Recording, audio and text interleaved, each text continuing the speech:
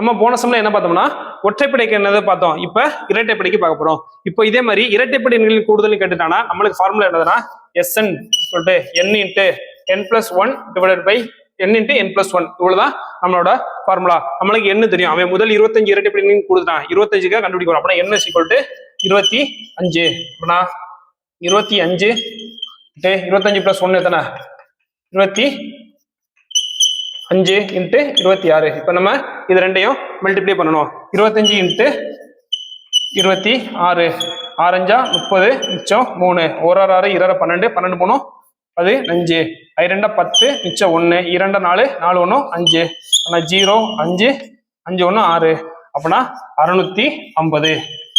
முதல் 25 இரட்டைப்படை கூடுதல் எதுன்னா 650 தான் நம்மளுக்கான ஆன்சர்.